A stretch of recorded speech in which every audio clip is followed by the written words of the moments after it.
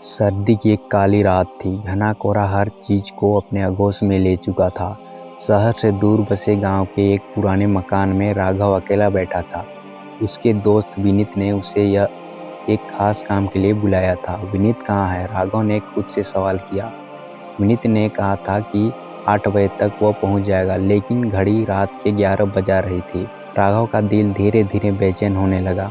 मकान चारों ओर से सुनसान था। बस बाहर हवाओं की सीटी और कभी कभार दूर से सुनाई देने वाले उल्लू की आवाज़ ही गूंज रही। अंदर का माहौल ठंडा और अजीब था। दीवारों पर पुरानी पेंटिंग्स थी जो समय की मार से मुरझा चुकी थी।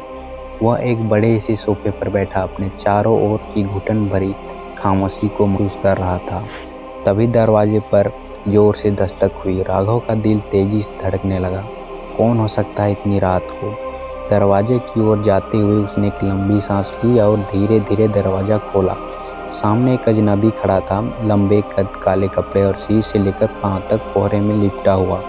तुम्हारा नाम राघव है? उस अजनबी ने गहरी आवाज़ में पूछा। राघव थोड़ी हिचकिचाहट के साथ बोला, हाँ, लेकिन तुम कौन हो?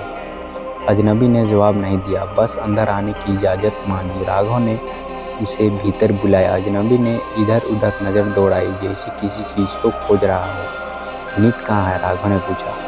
विनीत अब नहीं आएगा, अजनबी ने ठंडे स्वर में कहा।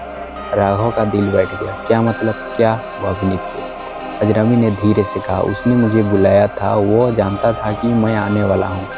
और अब तुम्हें भी ये जानना जरूरी है कि मैं क्यों आया हूँ। राघव की घबराहट बढ़ गई। उसके मन में तरह तरह के ख्याल आने लगे। क्या विनीत किसी मुश्किल में था? क्या यह अजनबी उसे नुकसान पहुंचाने आया था? अचानक अजनबी ने अपने जेब से एक पुराना लिफाफा निकाला और राघव की ओर बढ़ाया। यह तुम्हारे लिए है, उसने कहा। राघव ने कांपते हाथों से लिफाफा खोला। अंदर एक पुरानी तस्वीर थी। राघव और विनीत की तस्वीर के पीछे लिखा था, तुम्हारा सबसे बड़ा दुश्मन वही है जिसे तुम सबसे करीब समझते हो। राघव को लगा जैसे उसके पैरों तले जमीन खिसक गई हो। तभी अजनबी ने अपनी टोपी उतारी। उसका चेहरा देखकर राघव के होश उड़ गए। वो चेहरा विनीत का था। मैं वही हूँ जिसे तुमने धोखा दिया था, अजनबी ने कहा और तेजी से गायब हो गया, जैसे वो कभी था ही नहीं। राघव घबराकर पीछे हटा और दरवाजे बंद करने की कोशिश करने लगा, लेकिन दरवाज़ा पहले ही बंद हो चुका था।